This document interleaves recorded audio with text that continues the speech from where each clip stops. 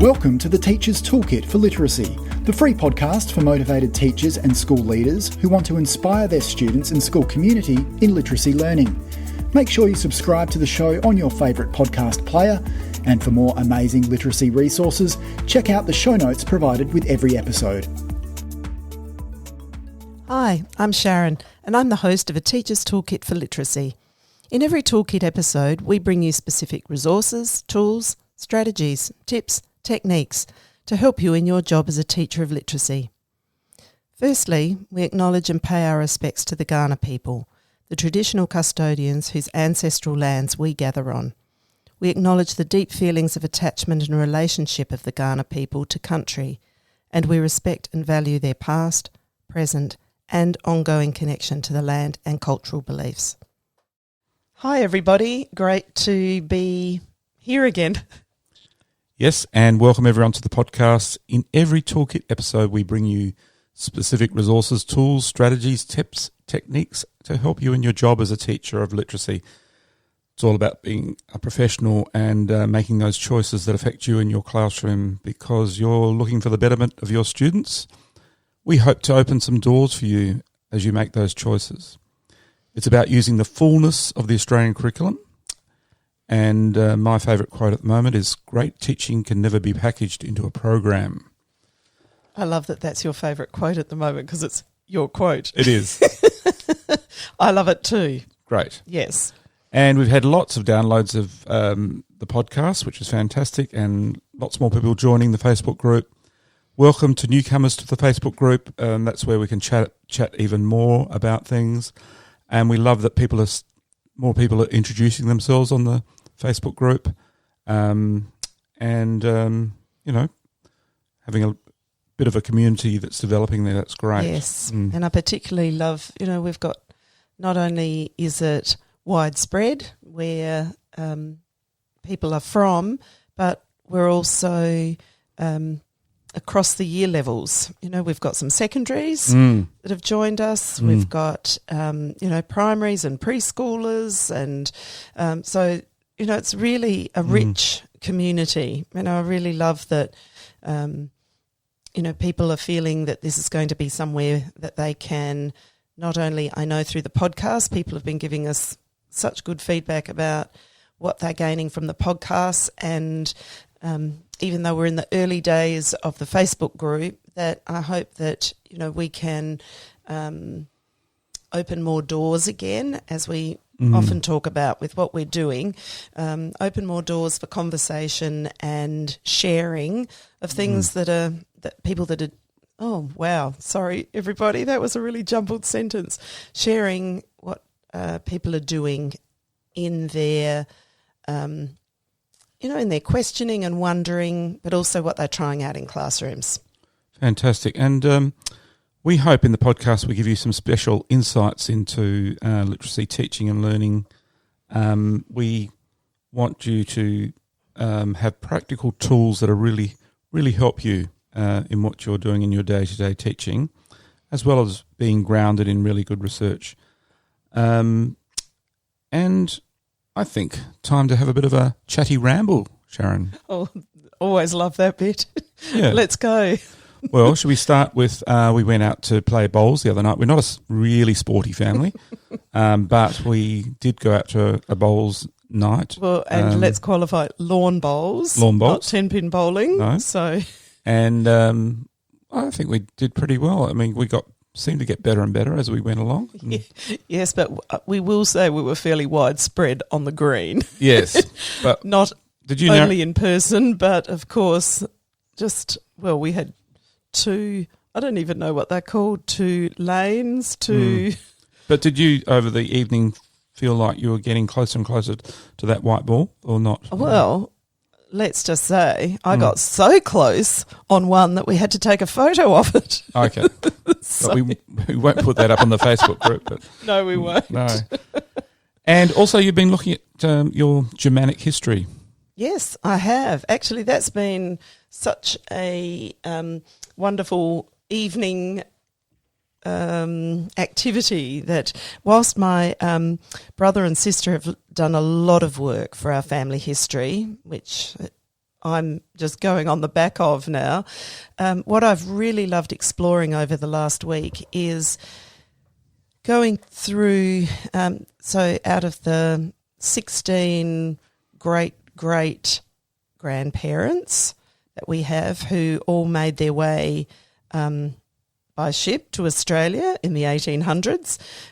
Sailing ships. Mm-hmm. Well, just, yeah, it's at the 1800s, isn't it? So that's sailing ships, yeah. Yes, not cruise I liners. was just looking for something to say, so I just said sailing ships. Okay. Right.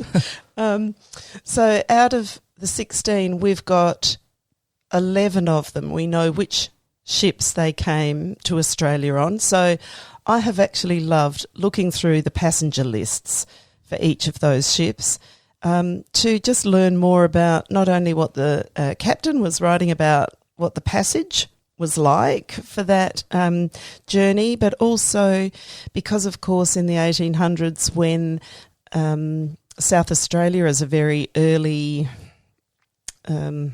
European settlement, was, as people were coming to bring different professions to the state, it was really interesting to see that mix of those who came and what kinds of crafts and early skills were required, for that early setup of new colonies.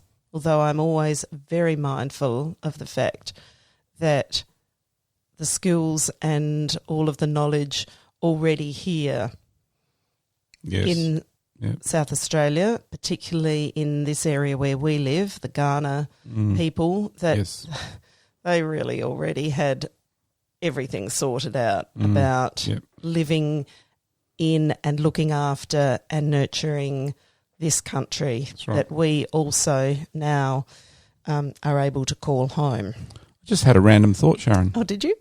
Go for it. What would they do on those sailing ships if someone misbehaved? Would they?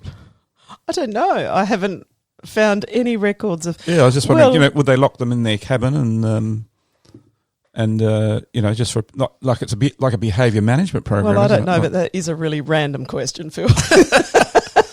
Okay, we'll leave it there. All right. So, Sharon... it's such a teacher question. I'm sorry. It's like, in conversation, question, I wonder how they manage bad behaviour. Have you been worrying about that lately? Well, I was wondering if it's, time out first and then buddy person second. I don't know, but let's face it. And then you go to the captain at the end. Well, let's face it. On many of the ships, bad behaviour was already why they were on the ship. Yeah, that's true. And then the ultimate was walking the plank, I think. Anyway, I think we're talking about another category. Right, that's really bad. Isn't now we're into pirate. Okay. All right. So now in classrooms this week or in schools, Sharon, what's been happening? Well, first of all, share your wonderful piece that you're really working towards with your classes. Well, I do some music teaching, and I'm got receptions to year 4s, and we're working towards a music concert at the end of the term with our percussion instruments and singing and xylophones. Yeah. So we're all pretty excited about that, and we're also doing some dancing. So, I know, and I love all the music that you've been sourcing and thinking about. Thank heavens for Spotify, because it's just so fantastic for making up a song list for, and then different types of song lists for different purposes. Well, and how much you can explore through a platform like that, so that you can really explore such a wide range. Not only explore it, but access it. Yes, which we're always talking about, in terms of text for students. About access. Same music for you is the text.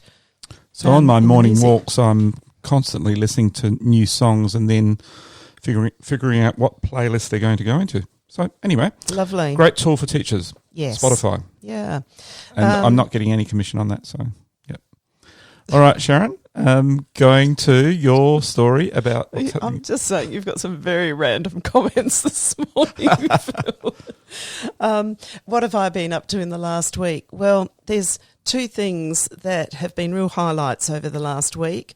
One is working in with a reception teacher, and for us at the time of recording this, it's early in the new school year for us. So in this reception class, so that's our 4 turning 5-year-olds, first year of school, so kindergarten, prep, foundation, called different things in different places, even within Australia. We're just going into, we've just had week 8 of the first term, and these receptions are just they have been so amazing in getting going with writing.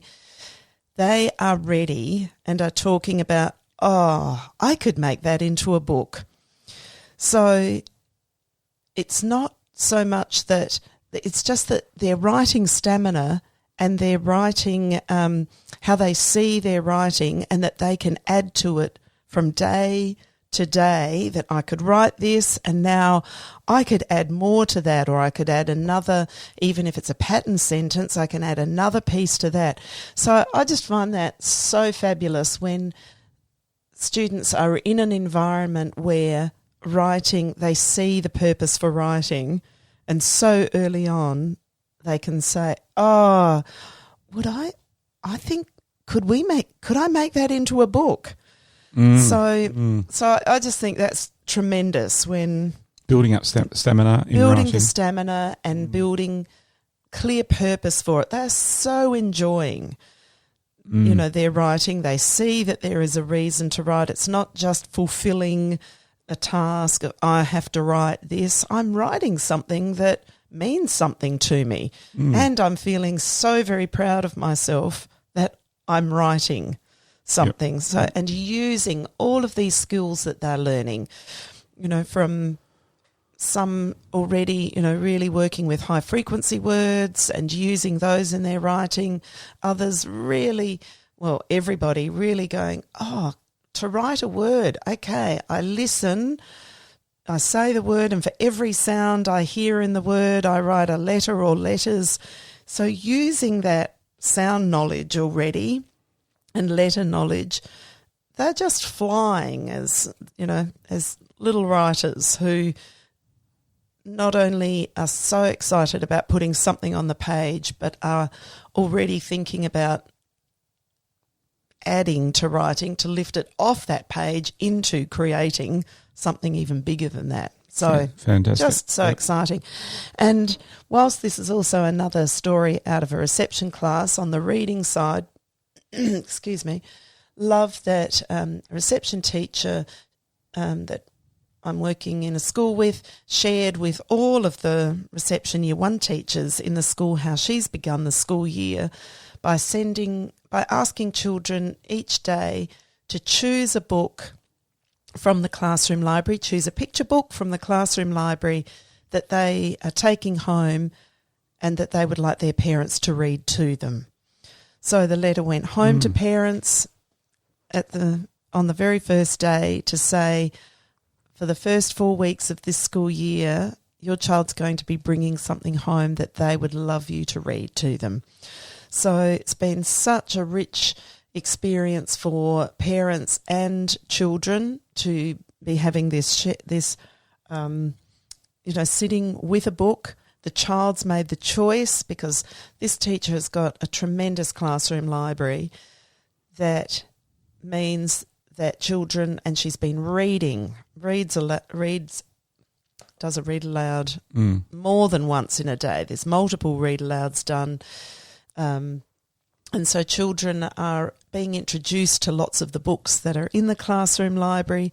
So it's very easy for them to make a choice at the end of the day. I was going to say there would be a lot of take-up of the books in the classroom library because so many are being read aloud. That's wonderful. Yes, really. Yes. And then, of course, children coming back in the mornings to return the book and sharing with others, just in that process of returning books, putting them back into baskets, saying, oh, I love this book, or children talking to each other, which one did you borrow? Would you like to borrow mine?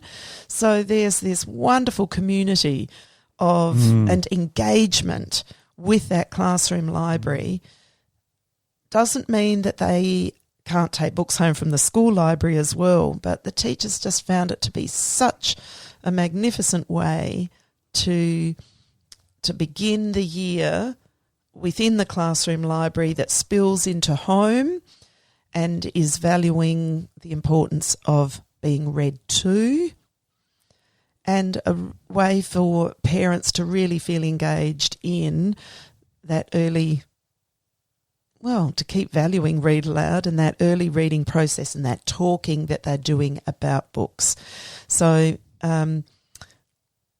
that shared. I love with the way that it brings a community together, having a classroom library, but as well as in conjunction with the read alouds. Yes, and now you're bringing the parents in with the community. So that principle of ourTimeless tea of together, is really a key part of the whole classroom growth. Isn't it? Yes. Growth in literacy. Yeah. Yep. Yeah. So your children will fly in this approach. Yes. Yep. So they're my two sharings for the week. Thank you. Fantastic. And with some leaders, you were talking about standardised testing, Sharon. Okay. So as a lead into today, so session today we're calling From Testing to Showcasing. I reckon you should trademark that. It's fantastic. From testing to showcasing. Wonderful. So what does that mean, though?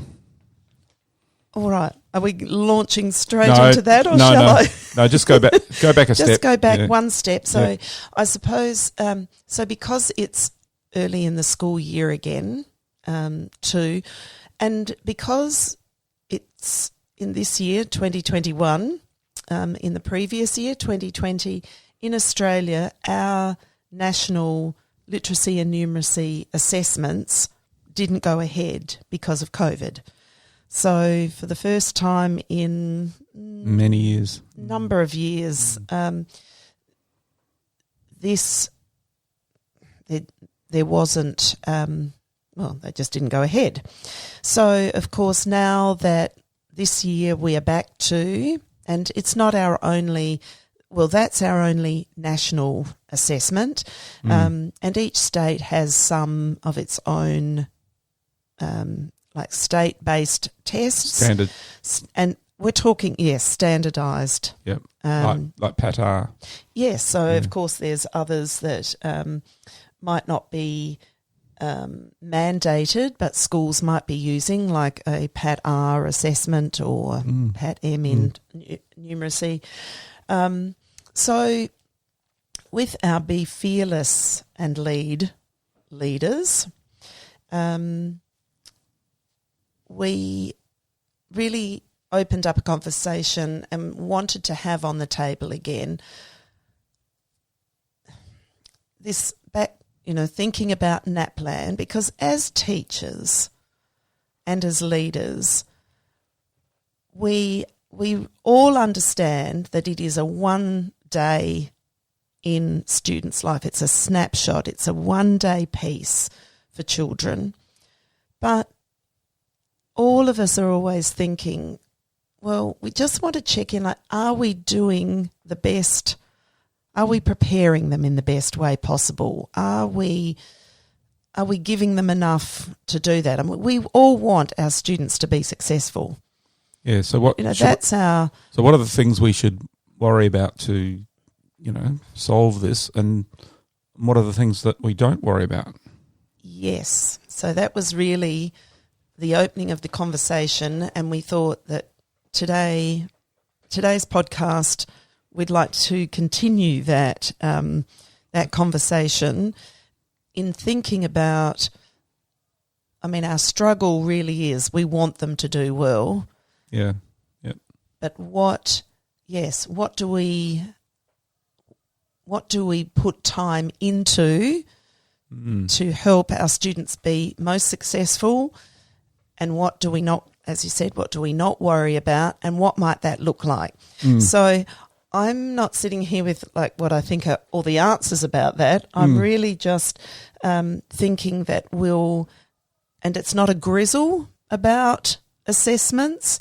It's not an ulcer-inducing analysis of the assessment. Because they're a part of our lives, and all of us realise that because one of our timeless T's is Transformative Tracking, which means there's all this assessment that you're doing as a teacher every day of the year. Yes. That is really rich assessment. Yes. And really honed in on what your kids really need. Yes. And how that's going to change your teaching for the next lesson. But our standardised testing, as you said, is kind of a snapshot. It's just something else, another type of assessment. It's not, if you made a big assessment pie of what's the biggest part of that pie would be your transformative tracking that you're doing in your classroom, and just one. And your teaching. And your teaching, yeah. And one small slice of that pie would be the standardised tests. That's right. But they're just an integral part of the whole, getting that whole picture of the whole child, isn't it? Yes, yep. Yes. And I love that ACARA makes that point. So our curriculum, the Australian Curriculum Authority, makes that point that it is only a very small part of a child's assessment data. Yeah, the picture of the child. In that sense, that picture of the child. And I love that they quite up front also say, I mean, every teacher, we all would believe this anyway, that ACARA believes that the best preparation for NAPLAN is instruction in the literacy and numeracy content in the Australian curriculum. So just your normal teaching. The everyday teaching that we're doing. Not doing anything special. In the fullness of the Australian curriculum, yep. Because the Australian curriculum is really full and rich, and the NAPLAN, our literacy assessment, or standardised assessment. And other areas, but we're just focusing on literacy. Yep. Yes. Yep. Is really isn't looking at the fullness of the Australian curriculum. It looks at aspects of those things, which is why we've called today from testing to showcasing, because we think that you can actually construct any of those formal assessments, those standardised assessments, as really an opportunity for students to showcase what they can do from all the wonderful things that they've been experiencing from that fullness of the curriculum.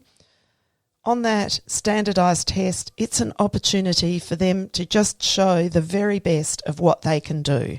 And by the way, folks, when we say standardised testing, we're talking about any standardised testing that can be done in any country. Yes. Because our children went through some of the US standardised testing for a number of years. Yes. And that actually happens every year, every grade level. Every year level. From year level, yes. From grade 3 going upwards, but every year level has a standardised test in similar subject areas to Australia. Oh, yes, yes. And some more. Yep. Depends which state of the US you would be in. But yes. But what we're talking about today does apply across, because, it is in other countries. When we say NAPLAN, we're saying that's Australia's standardised test. Yeah. Yes, yep. Yes. So, of course, there will be different, we know, from America or from New York's standardised testing to Australia's standardised testing in literacy, that there are some different components to that too. But we're just really talking in general terms around standardised testing as in reading, usually having a multiple choice component. Yes. And in writing, being asked to write on a particular, being given a topic to write about. Yes. So there may be other aspects, like I know that in New York, our children were asked to write an extended response. So it was in the reading. So they were writing about the reading. In Australia, we don't have that as a component. It's purely the multiple choice part. Okay. Yep. So that's just a little aside. Background information, I suppose.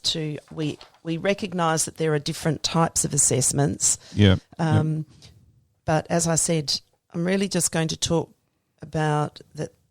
There's that multiple choice component to a reading assessment, which is something that's different for our children than what we would necessarily do on a day-to-day basis, most likely. But going back to you're saying just our normal day-to-day teaching is more than enough preparation for...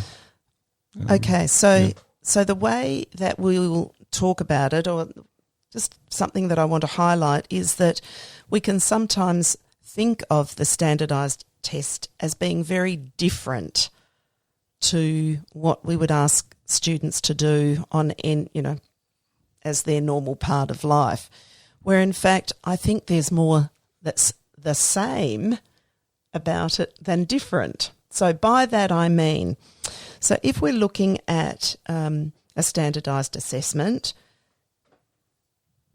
what is it assessing? So let's say we're looking at a reading one. So what it's assessing is how well we read and comprehend text. Now that's something that's what we're chasing down in our teaching on any day, is we are helping children to become better readers, to manage text, to be able to fix up when they lose meaning, and to read with accuracy and to read with understanding. Through our explicit mini lesson and then our practice in that skill that we're trying to give them, and then lots of talk about it as well. So the reading and comprehension is what's being assessed. That's what I'm teaching. That's the same. It's an assessment that's that's assessing exactly what we're teaching. So I'm thinking, am I doing in my teaching, am I helping them to grow as readers and in their understanding and accuracy? Then I am doing my absolute best then for growing them as readers and in writing as writers. So reading and comprehending texts is our main game. Then in an assessment, we might be asked to read a range of texts, a range of genres. In any day, that's what I'm also teaching my children to do. I'm teaching them how to read fiction texts, informational texts, poetry, biographies, that whole range of imaginative texts, like some fantasy or some mystery or family stories, or so my range of reading, I want to cover all those types of reading with my students. So that would mean if they're going to experience some of those on an assessment, and in our NAPLAN, they are asked to read a range of different types of text. So I want to make sure that in preparation, just because in my not preparing for the assessment but preparing them to be successful readers, I want them to experience a full range of texts, different types of texts. So by doing that, then I'm also, of course, lifting vocabulary across a whole range of topics and subject areas and concepts and ideas. So that range of texts that I read aloud and bring to children, I'm going to be quite intentional about that. Hence having a really full classroom library of, a range of all those things. Yes. Yep. Yes, and ones that I intentionally will bring to read aloud as well. So, that we're reading aloud all of those types of texts so that we can talk about them and teach through them. So learning how to read those types of texts through the read aloud and through modelling and explicit teaching that we're doing, so children can tackle more of those kinds of texts for themselves. So, and including shared enlarged text with all eyes on the text. Yes. Yep. So where we can that's where we can do our explicit teaching. So by read aloud, I'm also meaning reading aloud text that is enlarged. Enlarged, yeah. I just thought I'd throw that one in because, that's good. Yeah, good reminder. Yep. So now in an assessment, we might say, oh, well, this is different. We have to read, they've got to read X number of texts within a time frame. Actually, the time frame piece is about reading stamina. If we are building students' reading stamina, we are really helping them be ready to showcase how much they can read during an assessment. So if we haven't got students able to read for an extended amount of time, then that would be a disadvantage then when they came to an assessment to say, I can't read for that long, or I can't sustain my thinking for that long. So that's why we want to build reading stamina. That's why that daily independent reading, that daily time to read for, and we know from the research that students who read a lot do really well on standardised tests. So if you've been building up that stamina over the year and independent reading time gets longer as you go, and the children can focus more on the reading for longer, because some children, when they come to that standardised test, they really, they may give up after 15, 20 minutes because they just haven't got the stamina to keep reading. Is that right? Well, that would be true, but it's not just the stamina time-wise, it's the stamina for doing the thinking as I'm reading, isn't it? You know, so that if in a standardised assessment there might be 5 or 6 pieces that I'm reading during that time and different types of genre, then I need stamina for, what kind of thinking am I doing? What do I know about this? What am I bringing to this? And it's becoming a much more automatic process than, because if that's my habit, if that's my stamina of every day, I'm reading every day and thinking about my reading and reading accurately. And talking about that because, in an assessment, of course, that's a difference. We can't talk about it. That's right. But building up all of that during the, every day. Then the talk's in your head, isn't it? Yeah. And the talking about it. Yep. Of course, the talking about it really helps us to build understanding. Yep. So lovely example from some teachers as part of the project, sharing back last week. In fact, a number of teachers shared this back. We talk about, that at the end of independent reading time, having a turn and tell where pairs have 60 to 90 seconds each to talk about their reading for that day. Sometimes there's a focus. Sometimes it's just talk about your reading. Teachers just reported back how powerful that has been after reading to just have that quick turn and tell time. So it's not discussion time, because we want to build in discussion at other times. And by that I mean it doesn't always have to be a turn and tell, but the turn and tell of just having 60 to 90 seconds of uninterrupted talking time to tell about my reading and to tell about my thinking or to tell what I noticed. Seems to work. Adds such power to students working towards accuracy and understanding.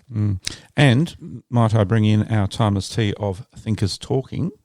Yes. Really is what we're talking about here, isn't it? So those timeless teas, if you go back to that podcast way back, crucial one, isn't it? Yes. Yep. Yeah. So every episode. What was I saying? I'm lost. Oh, you're lost a bit. Okay. Well, we won't talk about bowls and we won't talk about family history, but we'll... No. Oh, gosh. No, you're really confusing me. But we were talking about the... reading stamina. And talking about... And so what we're really building is if we're building automaticity for thinking, accuracy as we're reading, so understanding and accuracy as we're reading across lots of different genres, then we really come to an assessment, like a standardised assessment, really being able to showcase what we can do as a reader, the thinking that we can bring into this. And have you been doing it all year in the test? Remembering that for us, the tests are early in the year. So it might be after that's true. 14 weeks of school, which might not seem like a very long time. But this is... the year before you've been working with another teacher. And, you know. But what we also want to say is if we want to really chase something down, habits and behaviours of good readers early in the year, that's what we're going to spend the first term, the first 10 weeks of school. Really, this is something worth chasing down. The habits and behaviours of good readers. Everyday reading. And writers. And thinking about reading, working towards accuracy, chasing down that students are reading books that are just right for them so that they can do this work and grow as readers. So we're really... So the mini lessons into your first number of weeks are really based around that, building your habits and behaviours of good readers and writers, isn't it? Yes. Whether we've got standardised tests coming or not. That's what we're really chasing down, because they're the things that are going to count when it comes to growing readers. So just an example, Sharon, you'd have a explicit mini lesson in one of these habits or behaviours. The kids would then practice that in their Just Right books from their classroom library, and then you'd have or the school library, or from books from home. And then you'd have a turn and tell towards the end. I mean, that's just doesn't have to look exactly like that, but the elements, if we talk about that, there would be because reading is a process that we need to. It's an in-the-head process. And so for our students to be able to know how that process works, the explicit teaching is required that a teacher will let students into the thinking that a good reader does by doing that and thinking aloud as they are working with a text. But through read aloud, through shared reading. So this then leads us into... I was just going to say, as a mini lesson though, it's not then you have the students must have the then they try it. That's right. Yep. So what they've seen a teacher demonstrate and think aloud, then it's my opportunity to try that out. And we have a podcast about mini lessons and so forth. Yep. So this then leads us to one of the differences between... So I've just talked about that reading is an in-the-head process, and as a classroom teacher, I am finding out about my students as readers by sitting next to them and seeing and hearing what they're doing as they read. So I'm really having my eyes and ears, especially my ears, on what students are doing, how they're fixing up as they read, where they're getting caught up on what they're reading, how well they're reading, with accuracy and with understanding. They're the things that in the classroom situation, I'm learning about that reader by being with them. In a standardised assessment, for us in Australia in the NAPLAN, what we find out about what students can do in their reading is through a multiple choice question. That's the difference. And that's a difference. Okay. So that will often beg the question then. People say, well, then should I do lots of practicing with multiple choice questions? Oh, good question. So, and it's, in my head, that makes sense. That's where, that's what they're going to be doing in the test. So is that what we practice? And I remember my first, when we first had standardised testing here, where I thought, that was my exact struggle. Is that what's going to help my students be more successful at this? What I have found is that students need to know how multiple choice questions work, but they also need to know the thinking that needs to be, what a good reader is thinking as they look at those questions. So I find that it's still actually something I can model, but I don't need to give lots and lots and lots of practice in doing that.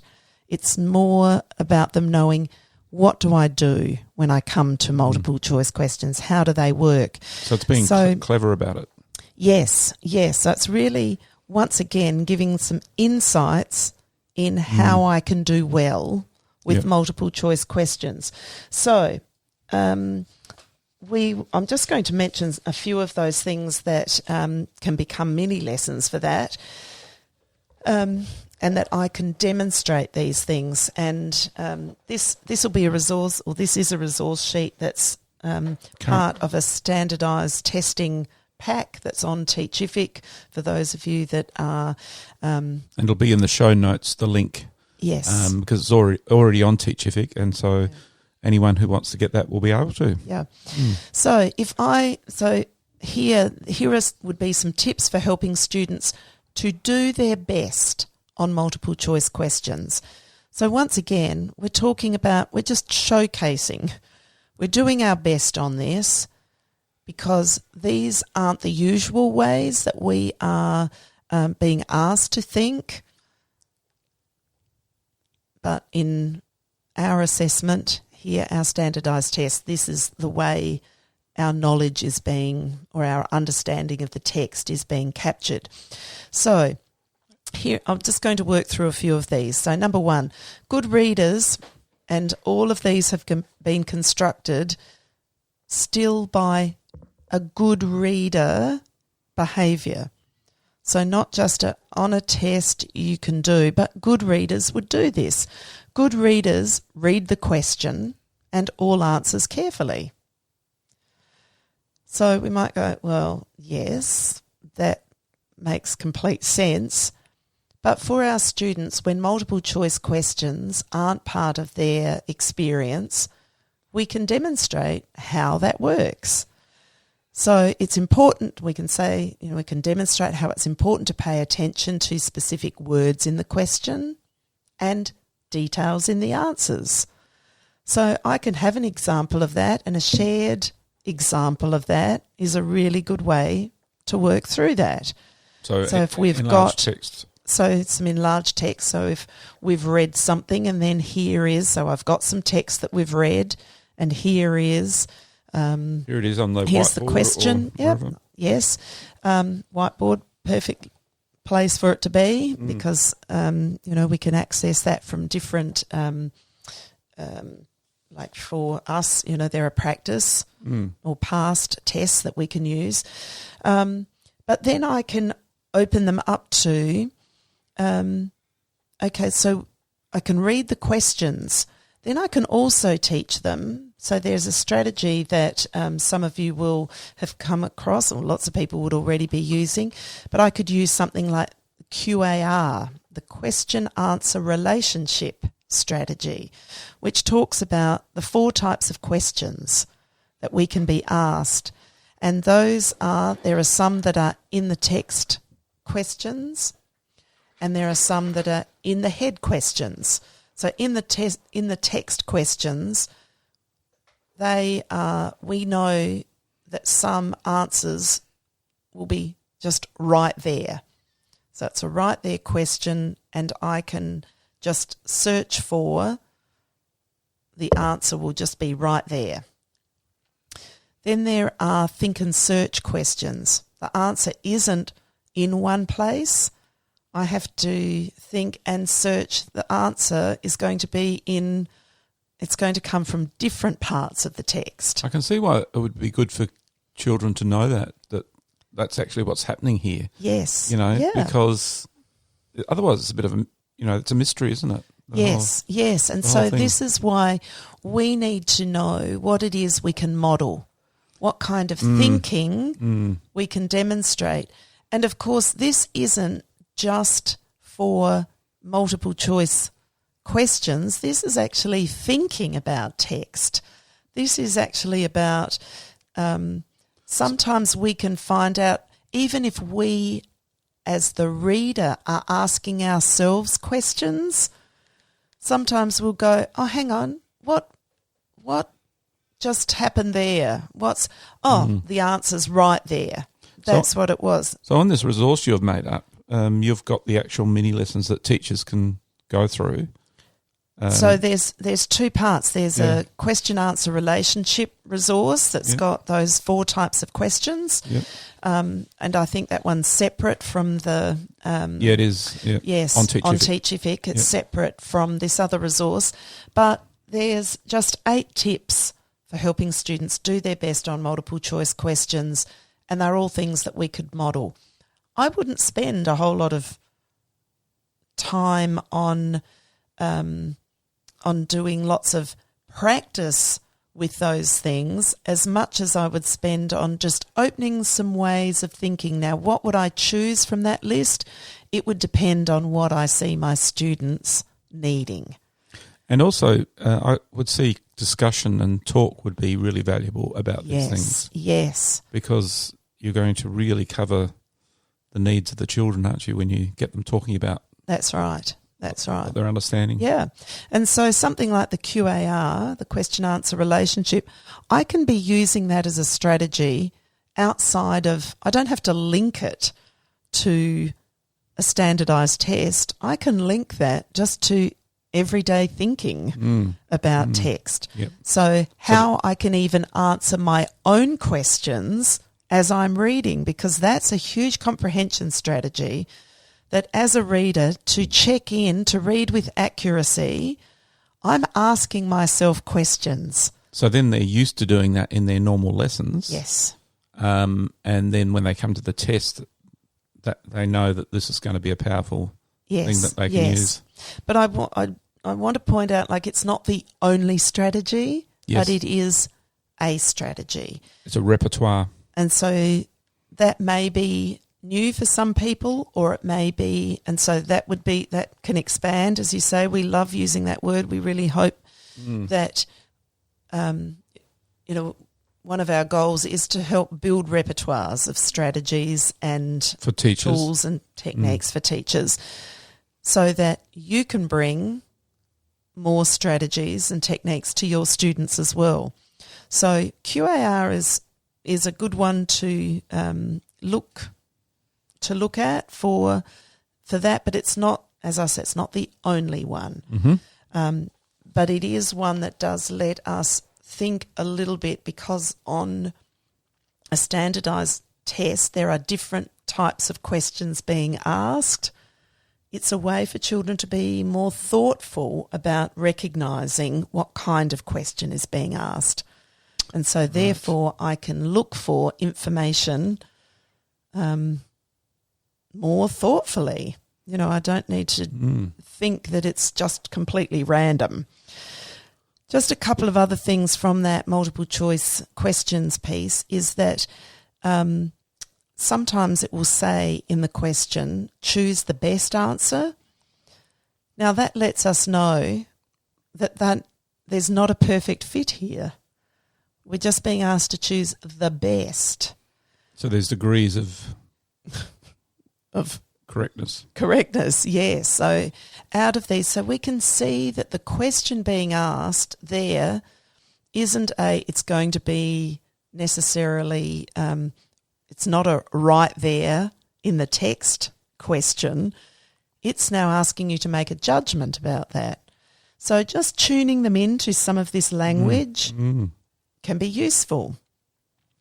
And that if questions begin with or have within them, and always or never, those questions are often ones that we can delete. They're very infrequently, unless, of course, it says in the text, always or never, or, that kind of language.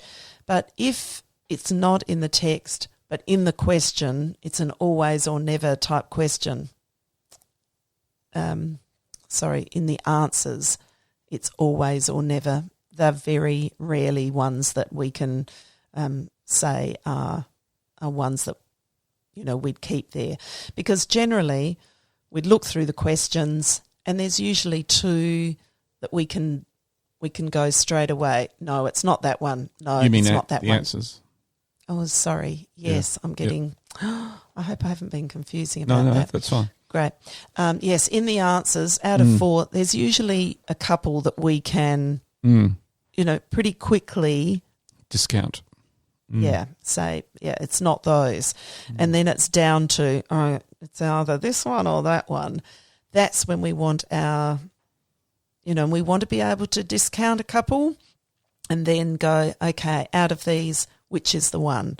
So it's not if you're not getting this, you just go for the answer C. Yeah, I think that is the other strategy, isn't it? I've definitely heard that as a strategy. Yeah. But do you know what we do say is we just do our best. We choose what we make the most informed decision that we can. Yes. So I wouldn't say just go for C. No. I want. This is like with reading. We want to work out the best that we can. It's okay. I was just misbehaving there, Sharon. Yes.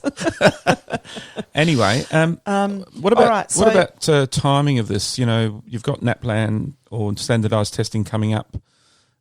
Do some of this a few weeks before. What would you do? The questioning part.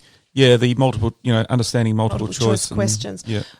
What I would be thinking is the multiple choice part, I wouldn't be doing that very much before, looking specifically at multiple choice questions. I wouldn't be doing that a lot before the assessment date, but what I would be doing from the beginning of the year is really thinking about what am I doing, what are the explicit lessons I'm teaching about helping children to think about their reading, to really get them using text for evidence. Yep. And that will be another piece that's in that, or is another piece in that standardised pack of good readers find specific information in texts. Okay, so this is on the Teacherfix site as well, this piece. So if we want to support, so at any time, standardised test or not, I really want to support good reader thinking and discussion in class. Mm-hmm. So I'm doing that early. I'm doing that from the beginning. I'm building that in as soon as I can, because they are good reader habits and behaviours that I can absolutely build on all of that then when it comes to talking more about multiple choice questions. I've got a whole lot of stuff that I can reference and go back to that my students are already doing and undertaking. And so the multiple choice thing would be just a minor thing towards closer to the test. Yeah. So they're going to be drawing on all of the thinking and talking and ways, all those strategies we've already been exploring and practicing just in our everyday reading. How do we then use all of that knowledge to help us with multiple choice questions? So it doesn't need... If you do it that way round, it's much stronger than just trying to focus on how to be really good at multiple choice. Yes. Yep. So they'll be better at multiple choice if they've had all of this other, hence all of these other a good things reason brought to them. grab those resources off the Teachifix site, because they will really help you. Yes, so there's some. So there is this one, some prompts for teaching good readers, how to find specific information in text. We can get them using. So when they're talking about text, to not just say tell about the story, but or tell about the text. We might start introducing some things like describe and explain. What was happening, using words, phrases and expressions from the text. Tell about. So if we're using, because we want them to we don't want talk just to be, I liked this book because it had a character in it, like a person that I know, and we actually want them to we want them to deepen their understanding of text through all of the comprehension strategies, we've already talked about questioning, and I'll actually reiterate that questioning as a strategy is what good readers are doing. They are questioning. That's what helps them read with accuracy. Asking questions as they're reading of themselves. Yes. So questioning, predicting, inferring. That inferring, we need, what is it? What does that, how do I make good inferences? And in the question-answer relationships, the author and you questions is really a lot about inferencing. So how do I do that? How do I bring my background knowledge and my experiences and what the author is saying to work this out? So the types of thinking that we're doing, we can also expand into this using evidence from the text as well. Explain how the author, that's just a prompt for, we can finish that off. Explain how the author did this or built this or created this. Anyway, so they are some great discussion prompt questions and comprehension, thinking about texts that we can be doing right from early on in the year. And I suppose if the children are doing writing using some of those things the author is doing, that's a powerful thing as well. Then you've got the relationship between their reading and their writing. Yes, and that piece that we reading as a writer, reading like a writer, that without a doubt builds much stronger. Yep. Writing. Now we didn't even and reading. And reading, yes. Just before I move on to this other piece, the same and different for the writing aspect. It's that same thing. Writing. So we might say, but in a standardised test, there's so many things that are different. Well, if we have a look at what does the writing aspect ask us to do, well, it might ask us to write in a specific genre. There are times when our students, we're asking them to write in a specific genre to help them understand how that specific genre works, and to choose it, to learn how to choose it, because they're learning about the purpose for what that type of genre, what are the features, what's its purpose, what does it do here. So exploring a genre isn't a new thing in a test. It's actually, we're being given a genre to write. This is our chance to showcase. This is the chance. That's why we want to be able to write in lots of different ways, in lots of different genres, and not only ever in the one structure of it. Or the one way of doing that structure too. Yes. We'll come to that later. Yeah. Well, actually, we won't cover it today, but in another podcast. Future podcasts, we certainly have got that on the agenda. Now, they're going to be writing within a time frame. There's writing stamina again, like reading stamina. So to write within that particular time is I'm showcasing. Let me show what I can do during this time. Using the writing process. I think this is something that I missed in the first year of me doing this with with my own class as a standardised test, where I hadn't really got them thinking enough about. So planning and editing as part of the writing process in most standardised tests are built into, there is time given, certainly for planning. So I want to have some good mini lessons on different ways for planning. A variety of ways. A variety of ways for planning, not just for the assessment, for any time, for my any day any day, any week. And quick writes are a good way to do that as a rehearsal. Yes, but there are planning, webbing and, plotting. There are some nice planning, and not all ways of planning work for every child. So that's why it's important for children to be exposed to a range of planning techniques, so that, for example, Sarah, in my year 6 class many years ago, the only planning way we could really get working for her in the initial stages was for her to write a list of words that had to do with what she wanted to write about.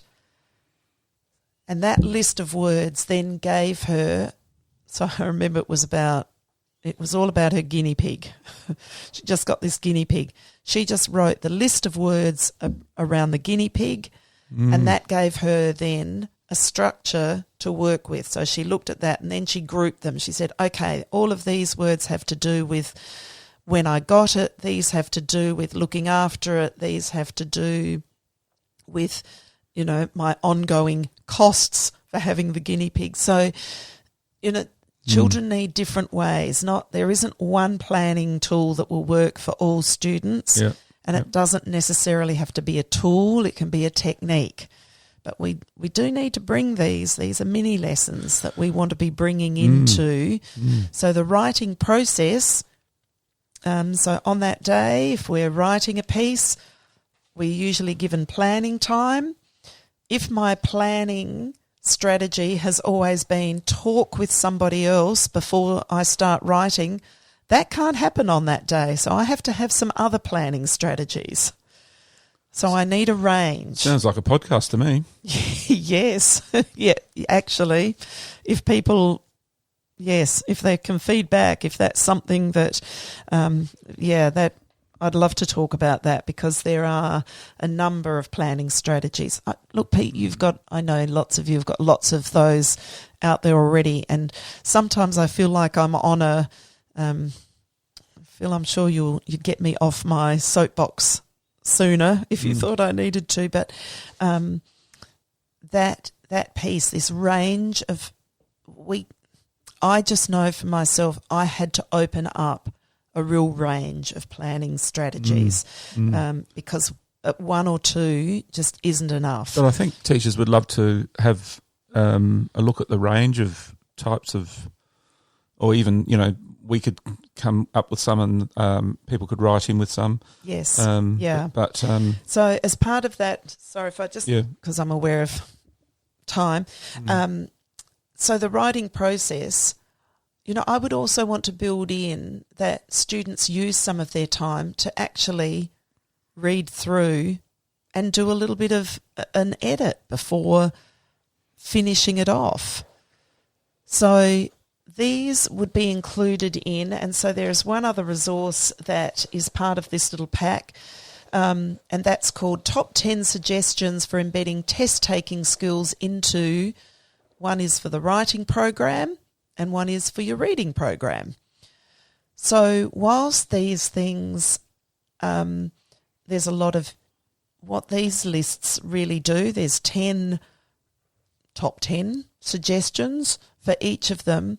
But what these are doing are constructing the things that we can take into and we can showcase in an assessment, how these are just part of what we do as readers and writers in any day of our reading or writing program. So is it sometimes making, I know it's embedded in what you're doing, but do you sometimes make it explicit to the children that these things do connect with what they're going to do in the NAPLAN?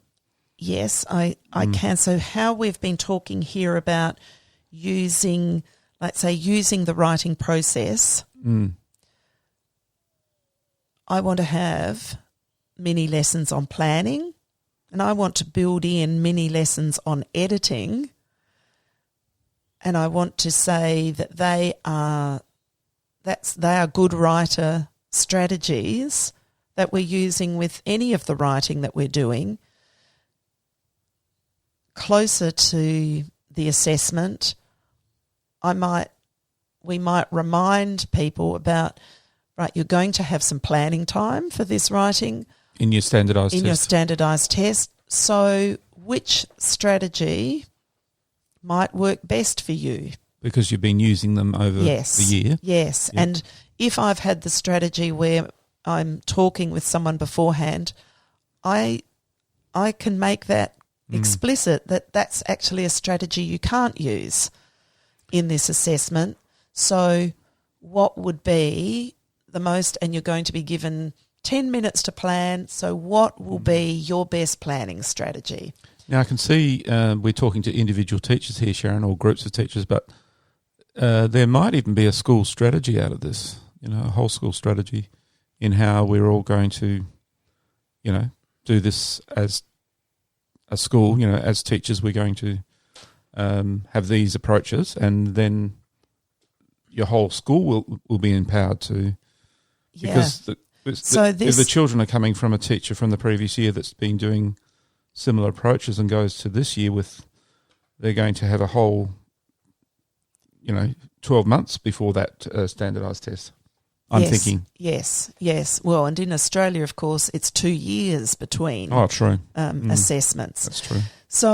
So what these top 10 sheets have really been designed for, they are for teachers, but I also created them with schools in mind. Okay. So that when a school has, as part of their literacy handbook, most schools will have a in Australia will have a NAPLAN component, of what we do in our school. This is what we do to prepare or have students thinking about, or teachers thinking about NAPLAN, that these two resource sheets were really there for possible inclusion. I'm not saying just holus bolus like that necessarily, but I think it's about giving some ideas into what we can do to help our students showcase, rather than feel that they are being tested on that day. So can I just give a few examples here? So I'll go with the writing one because I've spoken less about writing than I have about reading. The first one, read aloud and discussion. So listen to a fluent adult read aloud a variety of imaginative, informative and poetic text to understand the audience, purpose, language use and features of a variety of texts. Haven't even got vocab in there. That's another one that, should be in there, because listening to, you think of all of that through read aloud, all of that knowledge and language and vocabulary that you are hearing and building. how is that going to help you as a writer? There's a whole lot of things that you're taking into writing with you from Read Aloud. Student independent writing. So involves students in daily independent writing of text for a variety of purposes. So we talked about that already as, writing stamina and writing for, in lots of different genres. Now, there are some mini lessons here. Just back one. Student independent writing. Provide some opportunities for timed writing. So quick writing as a strategy, and my goodness, the project schools we're working with, that quick writes are such a powerful tool for students to catch thinking and not be overthinking, and giving them lots of opportunities to try lots of different things in a short timed write. So quick writes for lots of different purposes, for reflection, for writing like a writer, for creating types of sentences we've been working on, or for many different things. Giselle talked about, she uses quick writes for vocabulary. So let's use this word, explore this word. How can we use it in a piece, etc. Then mini lessons teach students how to revise their own writing within time limits.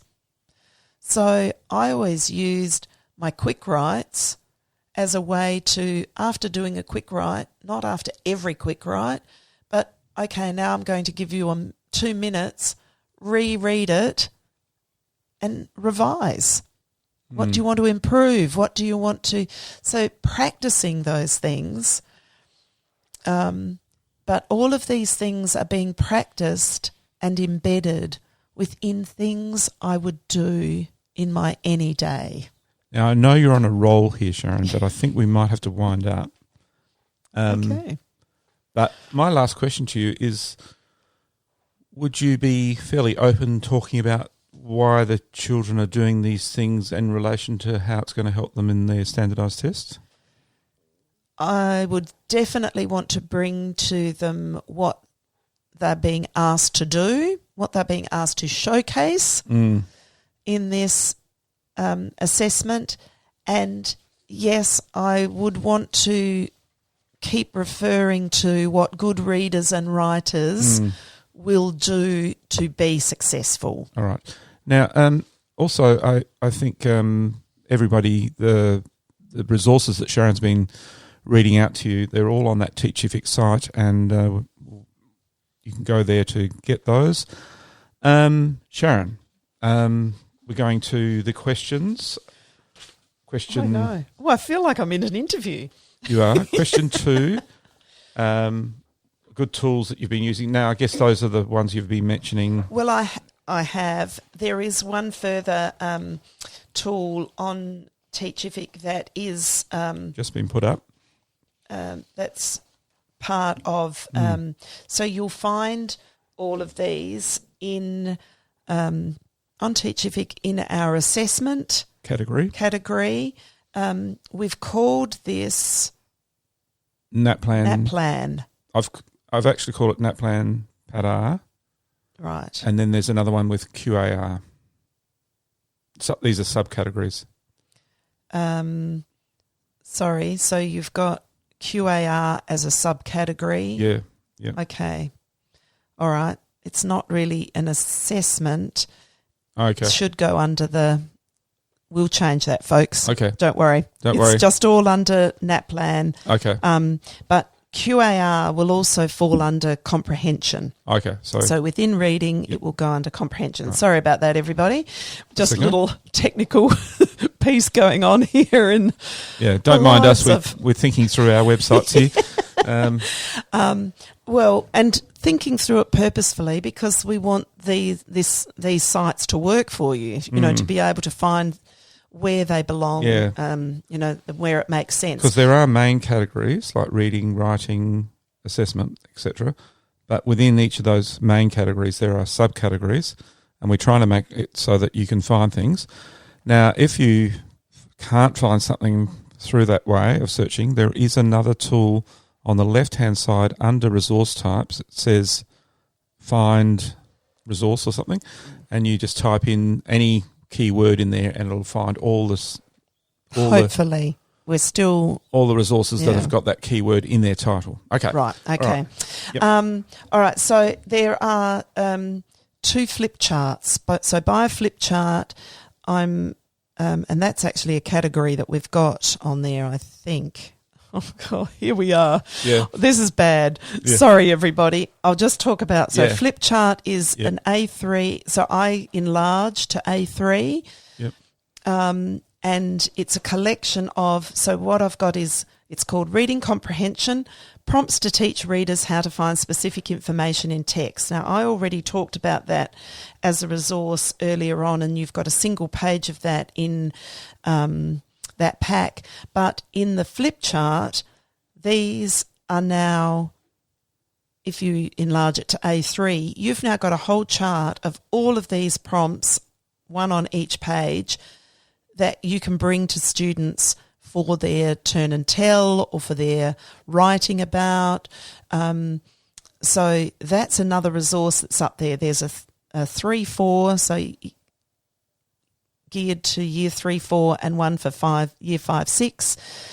They're the same prompts but different fonts, just so that it's year after year. If students are seeing them one year, it's looking a little more sophisticated in those upper years. So that's another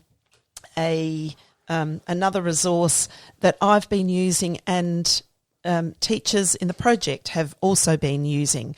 So that's looking at, as I said, prompting readers how to find specific information in text, which is an any time of year thing.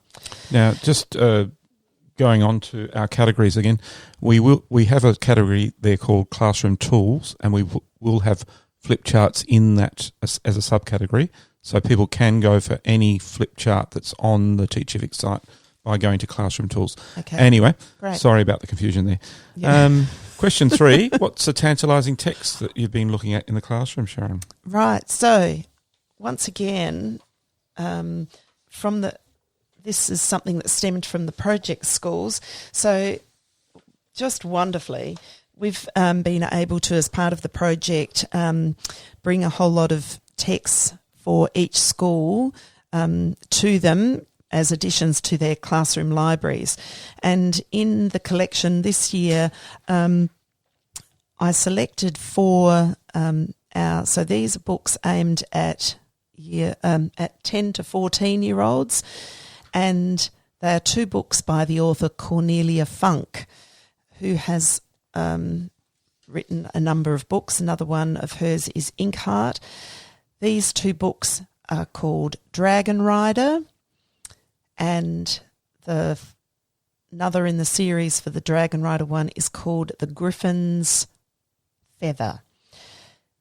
They're both fantasy texts and dense in chapters, so 57 chapters or so in both of these texts, with some wonderful features. So the Griffin's Feather feature that I absolutely love in this book is not only are there tremendous chapter headings or chapter titles, but beneath each chapter heading is a quote from another text or a famous somebody. And so I just think this brings such richness and depth to the reading experience for students, because not only have we got these wonderful stories of friendship and fantasy and quests, but we've got these other layers of bringing in, through these quotes, history and people who have lived post this time, but how they've connected what somebody has said, not in the time of, these fantastical type quests, but from today, you know, a somebody, and making that connection between somebody's words of wisdom now and these texts. Anyway, I find them, Cornelia is a German writer, so these have been translated from the German, exquisite language. And one of the other things that I just want to mention, because it's not just these books that are great examples of this, but dense chapter books where we've got lots of chapters. I love to bring the chapter headings to students and have those as a list. On the whiteboard? So on a chart. Or chart, yeah. It's nice to anchor them. These, I think the first of the two books, I'm sorry I'm not sitting with them in front of me, has a map in it, so I would also bring them, you know, I'd enlarge that map and have that on show as we were reading through, because it's referencing some known places but then also fantastical places as well. So the idea of being able to reference that map I always find really useful and engaging for students.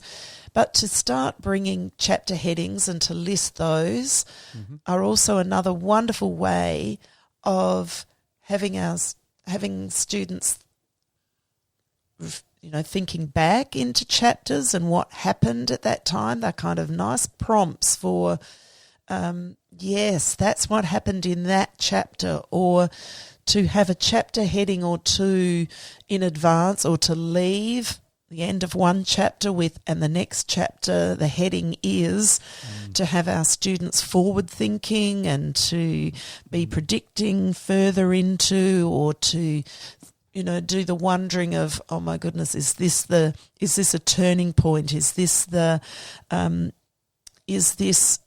you know, will this be as it says, or is this going to be unexpected? Is this going to be, just to do that wondering thinking, because authors, as Mem Fox reminded us in her podcast, she talked about, you know, authors make really intentional decisions about the words that they use and what they put on that page in picture books and in long texts. So chapter headings are intentional. Chapter headings, and I think once we bring chapter headings to children, it gives them so much more power in thinking about how they work, how they can use them, and not just chapter headings for fiction, but how do headings work when I'm writing something informational? So I think that's, anyway, these two books are, you know, lovely ways to bring that feature through as well. Haven't even talked about the stories, but I can tell you they're a great read. Yes. Great Fantastic. All right. And just going back to the flip charts again, Sharon, I just wanted to mention that you find them, I don't know if we mentioned that, you find them as a great tool in themselves for a teacher to quickly go back to a mini lesson or go forward to one. You can pull from anywhere in a flip chart. Yeah. There is no order to what you use, but they are so. We'll often talk about having anchor charts in the room, like a good reader or good writer anchor chart. Yep.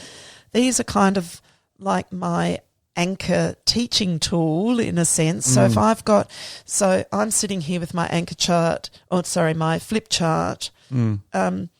I've as A3, and I've got a skirt hanger as holding it together, because it gives me a nice hook to then have these as a collection in class. So if I've got, and we've created a number of flip charts, there's other reading strategies, there's fix-up strategies. So it actually means that at any time I can think, oh, yes, what strategy, that they're a good reminder. I always have a sort of like a contents list of what all the strategies are, where I can think, for my mini lesson, this is what is it that I need? So it's really about the what we can teach. Yeah, I can see, and I could use it for music lessons the same idea. I think, folks, this is a great Sharon piece of gold, this flip chart idea. Take it away, try it, and you'll never look back. Well, I don't know. That sounded slightly flippant there. No. I'm just being... I've seen you use them, and I think they're just a fantastic idea. So yes, and there is actually one other feature I've started including on some of them, and that's just in the top right-hand corner. I've just got a little box where, just for my own reference, it's a box where I'll put the date in and say, okay, I did a lesson on this. So it helps me keep a little track of the kinds of things that I'm doing with students. If I've done it as a mini lesson, and I might need to. I'm not saying I've put in the date and done that now.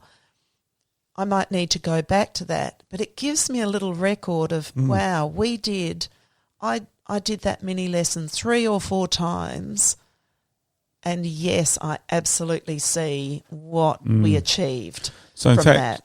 In fact, the charts are helping you be explicit in your teaching and also systematic. Yes, because you're making sure you're covering the Australian curriculum, and you are checking off those things, those mini lessons as you do them. Yes, but also knowing that there is more than enough. You wouldn't have to be doing every one of those things if that's not what your students needed. Of course. Yes, Of course, but it's there to, they're prompts for you. Yes, I can see we need some fix-up strategy. So for small group work, if I need to do some work with a small group because I can see they haven't got this yet, I can do that. And in there I'd just say small group, in that little record box, small group on this date. Oh, that's good. we did this. So it does mean that my flip chart might be, I might need a new one each year if I've got lots of recording in there. Yeah. But great record. It's such a great record. It's such a great, if I've sort of got a little collection of flip charts that I'm drawing on, I know that I've got and look, they're mostly related to reading and thinking and talking about at the moment. The writing ones are coming. The writing ones will be on their way. Right. So you're recording your teaching. Yes. But we might have to finish there, Sharon. Yes. I know. We've gone through all questions. We've gone back to questions. We've gone a little bit over today. And we've rambled a little. We've rambled. But thanks for staying with us if you've stayed the course. And please get in touch with us on our website, Q Learning website, or join the Toolkit Facebook group. Listen to the Teachers Toolkit podcast on your favourite platform, and please join us again next time. Oh, my word for teacher in another language today is Norwegian, and I am saying aladith, which is a Norwegian word for teacher. But I hope I said that correctly. Okay, thanks very much, everyone, for being with us, and thank you, Sharon. Thanks, everybody. Always great to be with you. Catch you next time. Bye. Thanks for listening to the podcast. To make sure you don't miss any literacy learning tips and insights, please subscribe to our show on your favourite podcast player. At Q Learning, our literacy specialists draw on over 30 years of teaching and international consulting experience to deliver world-class learning solutions. We equip, empower and support teachers to become their authentic selves. To find out about upcoming webinars and about how Q can help you and your school, visit qlearning.com.au. And you can get even more amazing teaching resources right now at teachific.com.au. Stay tuned.